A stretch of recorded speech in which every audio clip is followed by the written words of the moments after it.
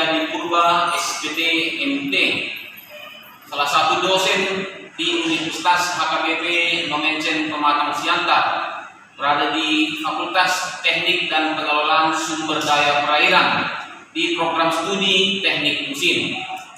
Ya baik, pada kesempatan ini saya akan menjelaskan deskripsi singkat mata kuliah yang akan saya bawakan, yaitu mata kuliah Teknik Keselamatan Kerja, yang menjadi capaian pembelajaran di akhir pembelajaran Teknik Keselamatan Kerja ini. Diharapkan mahasiswa mampu yang pertama memahami pengertian teknik keselamatan kerja, yang kedua mendeskripsikan perundang-undangan teknik keselamatan kerja, dan yang ketiga memahami sistem manajemen teknik keselamatan kerja, yang keempat memahami dan mampu mendiagnosa penyebab kebakaran dan bisa menentukan cara mencegah kebakaran yang berhubungan dengan listrik, dan yang kelima mendeskripsikan alat perlindungan diri atau yang disebut dengan APD, dan yang keenam mendesain tata letak pabrik, dan yang ketujuh mendeskripsikan konsep dan aplikasi ergonomi, yang kedelapan menganalisis bahan beracun dan berbahaya, dan yang kesembilan mengimplementasikan pertolongan pertama pada kecelakaan, dan yang kesepuluh memahami dampak pencemaran lingkungan dengan tepat, dan yang terakhir diharapkan mahasiswa mampu mendeskripsikan alat perlindungan mesin, ya, yang menjadi indikator pada capaian pembelajaran ini, yang berupa satu, menjelaskan konsep keselamatan dan kesehatan kerja, yang kedua menyebutkan macam-macam alat perlindungan diri, yang ketiga mengidentifikasikan penyakit-penyakit akibat kerja, dan keempat menerapkan langkah-langkah pencegahan terjadinya kebakaran, dan yang kelima mampu menulis langkah-langkah pencegahan penyakit akibat kerja, dan keenam merencanakan tata letak bengkel dan pengamanan mesin, dan yang ketujuh menguasai pencemaran lingkungan dengan tepat, 8 menjelaskan dampak lingkungan kerja, yang kesembilan mengimplementasikan prinsip-prinsip ergonomis. Iya. Berikut bahan kajian, ya, selama mata kuliah pembelajaran teknik keselamatan kerja, yang menyangkut satu, konsep keselamatan dan kesehatan kerja serta tata letak bengkel, yang kedua undang-undang keselamatan dan kesehatan kerja, yang ketiga alat perlindungan diri, dan yang keempat manajemen teknik keselamatan kerja, yang kelima penyebab dan pencegahan kebakaran, yang keenam konsep ergonomi, dan ketujuh bahan-bahan yang berbahaya dan lingkungan kerja, yang kedelapan pencemaran lingkungan, dan kesembilan gizi kerja dan promosi kesehatan. Iya. Berikut saya jelaskan materi atau topik-topik selama pembelajaran pada mata kuliah teknik keselamatan yang kerja. Ada 10 topik atau materi pembelajaran. Yang pertama, konsep dasar keselamatan dan kesehatan kerja. Dan kedua, menjaga kesehatan pribadi atau personal higien. Dan yang ketiga, higien dan sanitasi lingkungan. Keempat, peraturan perundang-undangan keselamatan dan kesehatan kerja. Dan yang kelima, alat perlindungan diri. Keenam, bahan beracun dan berbahaya. Yang ketujuh, pencemaran lingkungan. Yang kedelapan, proses pertolongan pertama. Yang kesembilan, pemadam kebakaran. Dan yang terakhir, ke-10, penampilan diri. Ya. Demikian materi atau pokok pembelajaran selama 16 pertemuan, termasuk 2 ujian UTS dan ujian akhir semester. Berikut saya akan menjelaskan metode pembelajaran yang digunakan pada perkuliahan, yaitu dengan prinsip metode learning by doing, ya, artinya belajar melalui perlakuan atau perbuatan atau latihan secara langsung dengan objek yang akan dipelajari. Dalam pembelajaran diterapkan beberapa kombinasi metode pembelajaran seperti metode demonstrasi dan latihan, metode tutorial dan bimbingan, metode pengamatan atau observasi secara langsung, atau metode tanya jawab maupun diskusi kelompok. Ya. Metode dalam setiap kegiatan pembelajaran ini disesuaikan dengan materi-materi yang akan dikaji.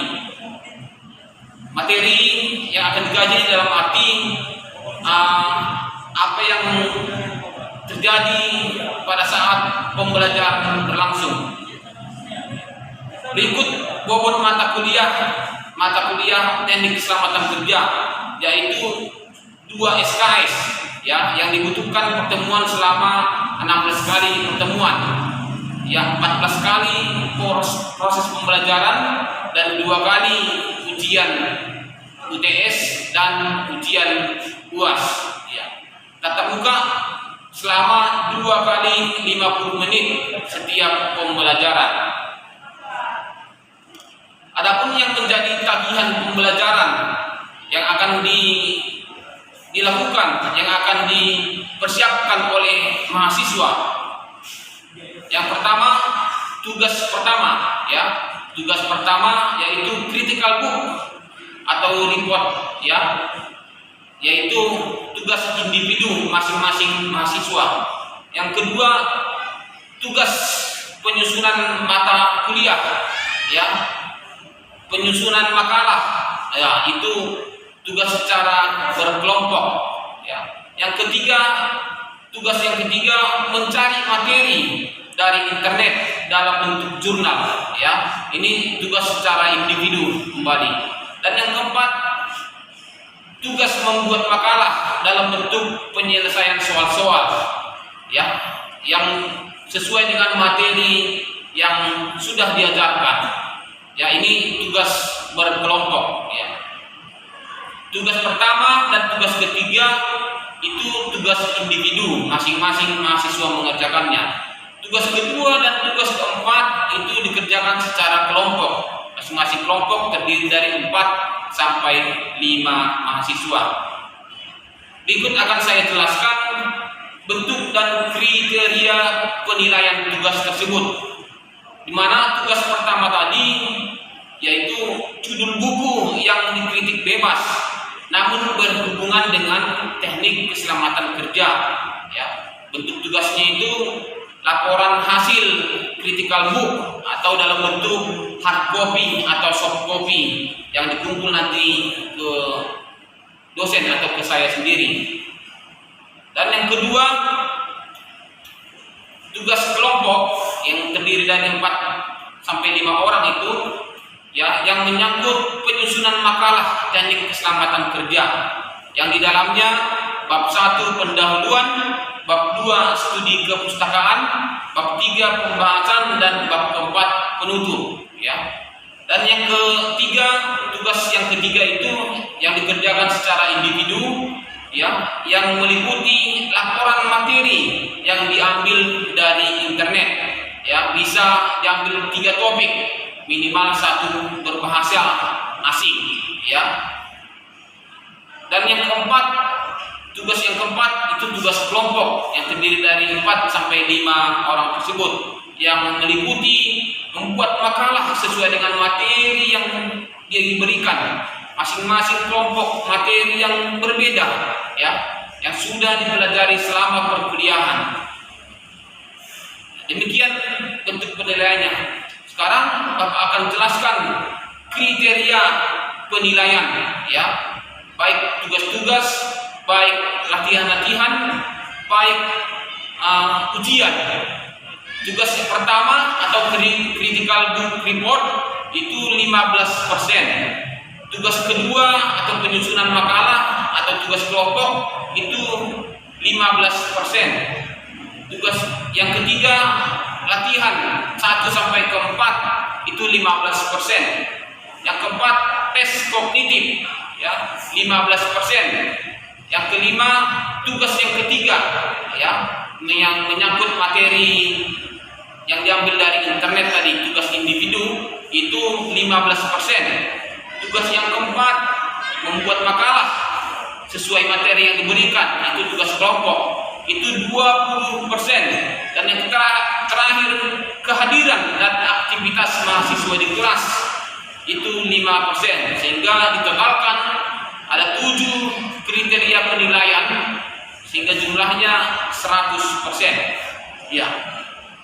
Di dalam pertemuan pertama pada kontrak perkuliahan, saya selalu menyampaikan cara saya akan menilai mahasiswa selama proses pembelajaran, sehingga mahasiswa mampu mempersiapkan diri sebelum perkuliahan berlangsung, sehingga mahasiswa mampu menguasai pembelajaran, mampu mempersiapkan diri sehingga di akhirnya nanti mendapatkan nilai yang baik atau nilai yang memuaskan. Ya, berikut saya sampaikan cuplikan pembelajaran saya terkait materi kuliah teknik keselamatan kerja. Pada materi ini saya sampaikan dengan topik pencemaran lingkungan. Oke, selamat siang buat adik semua. Apa kabarnya? Terima kasih untuk kesempatan ini. Kita kembali lanjutkan pelajaran kita. Kalau minggu semalam kita sudah belajar bagaimana itu yang disebut dengan teknik keselamatan kerja. Baru pertemuan yang ke-10 kita bercerita tentang pencemaran lingkungan. Dan sebelum kita mulai pembahasan kita berdoa dulu. Ayo, saudara ya. Mari kita bersandar dulu. Mari kita bersandar dulu. Terima kasih Tuhan atas kesempatan pada sore hari ini. Kau masih bisa beri kesehatan kepada kami. Tuhan, bentar lagi kami akan memulai kuliah kami. Berkatilah itu agar bisa kami terima dengan baik. Tuhan, dimanapun kedua orang tua kami berada, berkatilah mereka, berilah mereka panjang umur, sehat selalu, dan murah rezeki. Tuhan, berilah kami kesehatan, panjang umur,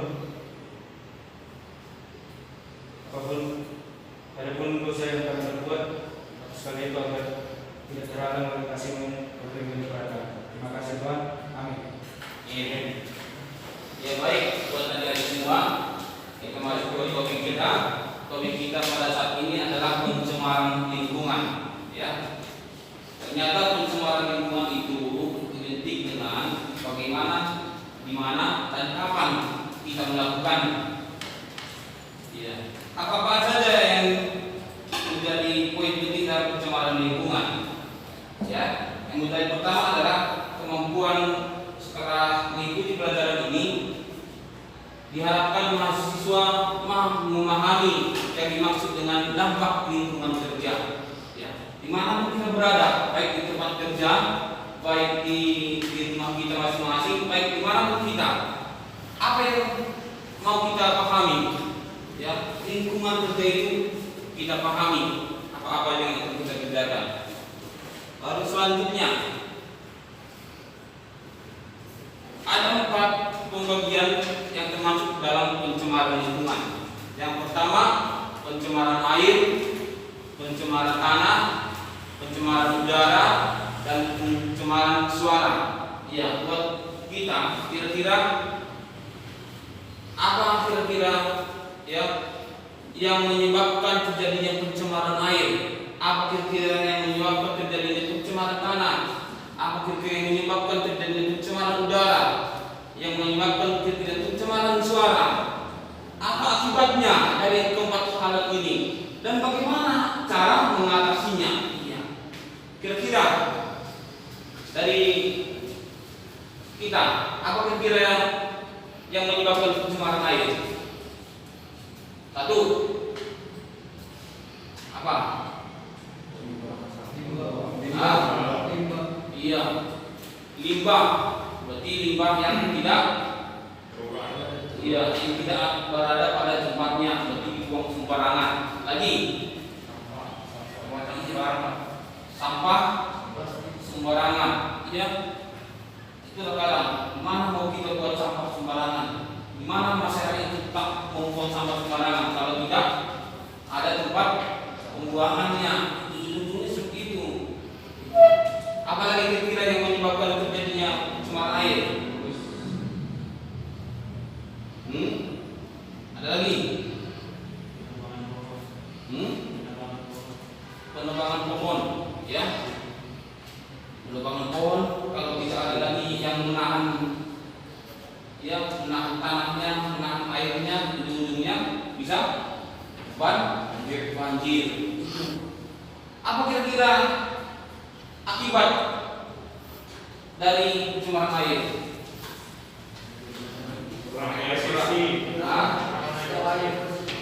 Ya, air jadi keruh, ya.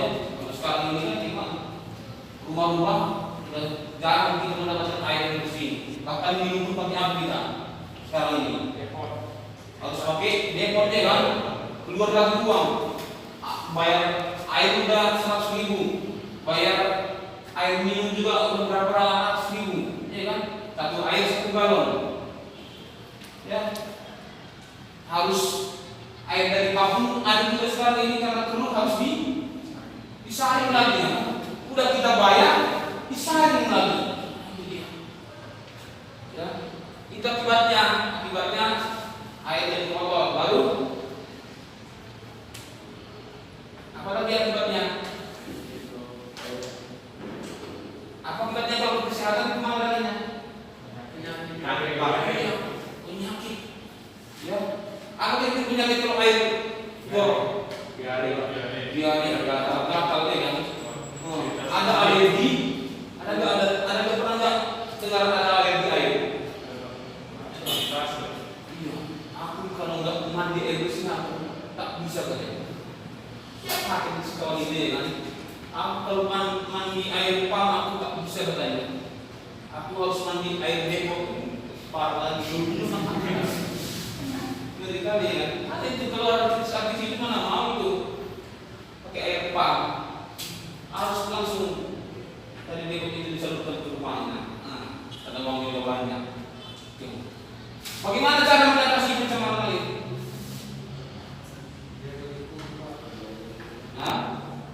Gimana caranya? Biar air tidak bersih, biar air tetap bersih. Ya, kalau ada nggak sekarang ini masih ada nggak air bersih? Masih ada. Kalau caranya diupayakan supaya air itu tetap bersih. Iya. Kalau tentang sama seperti telur, ada 100 butir telur. Satu yang busuk, yang 100-nya itu enggak busuk, enggak apa? Pecahkanlah telur 199. Itu yang 100 busuk. Iya kan? Bau enggak dari? Bau. Udah sudah kita pecahkan telur. Pasti itu 100. Mau masak ini kan ada yang di satu kampung mau makan ini sudah pakai telur. Gitu. Pasti 100-nya busuk semua. Pasti kena dampaknya. Itu juga air ini. Kalau ada air yang bersih, kita upayakan supaya kita bersih. Nah, itu yang caranya. Kedua, buanglah itu bermain dengan pemerintah ya kan. Pemerintah itu harus bermain, harus dibuatlah tempat sampah yang sembarangan itulah, ya kan. Gimana buang sampah pada tempatnya, tapi tempatnya nggak ada tempat pembuangan. Mana ujung-ujungnya? Kemarin ke sungai kami buang. Yang kedua, pencemaran tanah. Apa kira-kira yang menyebabkan pencemaran tanah? Kenapa tanah bisa rusak? Apa penyebabnya? Satu. Iya, pestisida berlebihan. Iya, apa sih pestisida? Racun, kromokson. Ada kromokson satu, kalau kita kromokson kan? Kita semproti tanah. Rusak tanah itu. Karena berlebihan. Tanaman juga aturan masih bagus sekian, kita semproti jadi rusak. Ya, baru apa lagi? Kalau di sini masih enak ya, masih enak, masih banyak tanah yang kosong. Coba kalau dipegang tanah di sana. Kalau kau punya tanah 1 meter di Medan, udah berduit kok. Karena udah jutaan bisa sekitar tanah. Kenapa itu? Kenapa mahal di Medan tanah di sini? Kenapa? Karena pembangunan itu juga termasuk pencemaran tanah. Pembangunan gedung-gedung yang tidak pada tempatnya. Ada duit di tanah. Ya, dilihat dah. Di sini, kalau di sini masih enak, masih banyak tanah apa pembangunan. Itu nggak ada di pohon. Ya, harus dibuat apa? Tanam pohon buah. Karena nggak ada lagi tempatnya. Kalau ada masih tempat tanam pohon, udah diambil orang itu tempat apa? Di atas parit aja udah ada bangunan. Iya kan? Ada parit, ya kalau bisa kita jual di atasnya. Itu dulu Medan. Itu pun cuma tanah. Ada lagi tempat. Ya. Apa kira-kira yang menyebabkan apa akibat pencemaran tanah?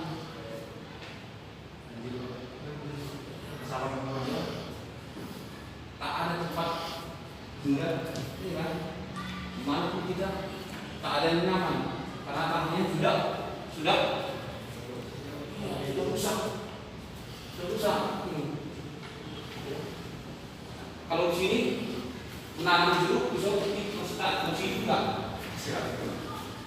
hidup, cuma nggak bisa lagi buahnya, kan?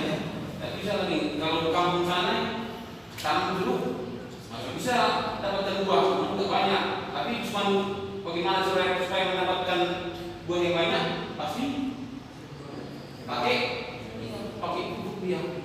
Karena tanahnya itu sudah tidak bagus lagi. Ya.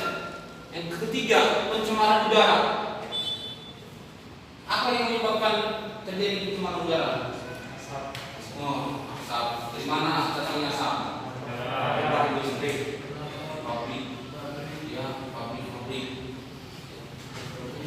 Apalagi kalau ada pabrik di mana diusahakan, ya, jangan kita tempat tinggal di situ.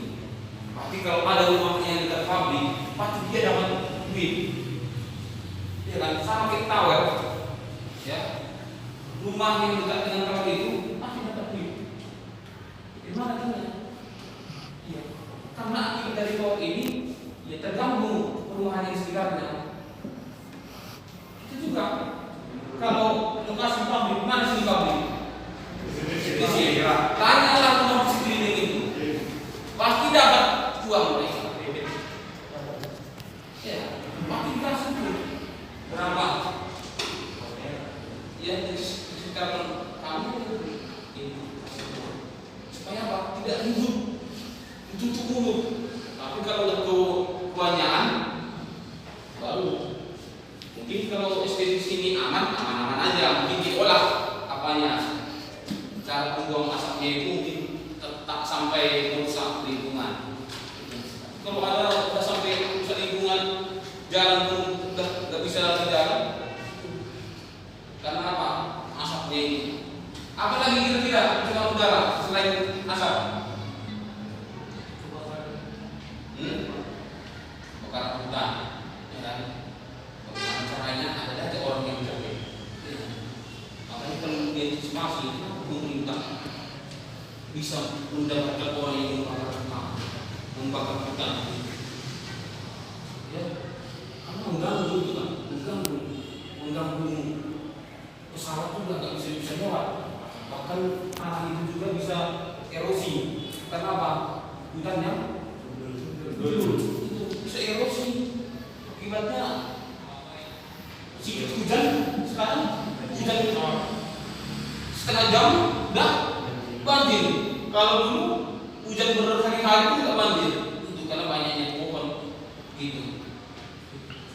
Baru yang keempat, pencemaran suara. Apa kira-kira yang menyebabkan pencemaran suara? Hah?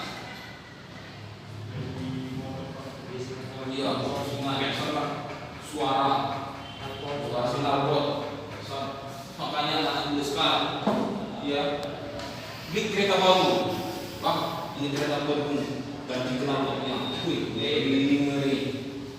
Udah beli keretanya puluhan juta, mengganti knalpotnya lagi jutaan. Padahal sudah bagus buatan pabrik, karena dia mau yang bisi-bisi. Nah itu ujung-ujungnya ini mobil-mobil itu tangkap dia, tilang. Kenapa suaranya bising? Apalagi selain itu?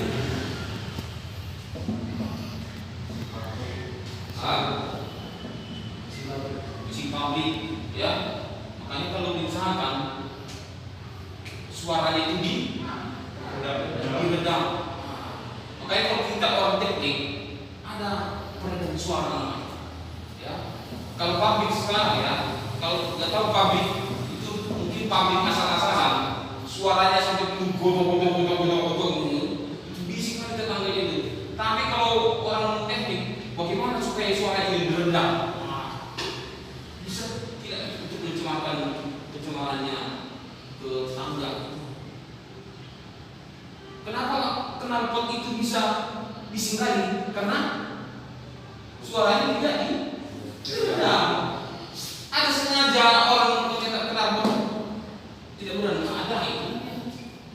Tapi kenapa mobil atau kereta kita yang besar begitu dikeluarkan suaranya tak kedengaran sama sekali? Ada halus sekali suaranya, padahal udah besar. Begitu dikeluarkan knalpotnya baru sudah suaranya yang bising kali. Itu dia kaitannya. Sekarang kita bahas satu persatu. Iya, pencemaran air. Menurut keputusan Menteri, ya, bahwasanya pencemaran air itu dimasukkannya makhluk hidup atau zat energi, ya, dan atau komponen lain. Air yang tidak lagi, ya, jernih atau sudah terkontaminasi dengan adanya makhluk hidup. Apa makhluk hidup? Kau buatlah api air dalam mangkok, kau biarkan air ini dalam 2 hari, apa yang terjadi? Ada nggak makhluk hidup di dalam? Ada. Kalau nggak ada, kita masukkan makhluk hidup kan? Apa makhluk hidup? Jadi nyamuk. Kalau nggak ada, kita tanam, masukkan situ, kita sendiri. Itu datangnya dari mana? Dari nyamuk, dari udara ini yang sudah kotor. Bahkan bisa juga dari air itu. Kalau disuruh kotor dia. Dan air oleh kegiatan manusia atau oleh proses alam, itu dia. Diakibatkan karena manusia atau dari proses alam, ya, atau kurang atau tidak dapat berfungsi lagi dengan kebutuhannya, ya. Maka titik itu pada saat kapan titik itu bisa banyak?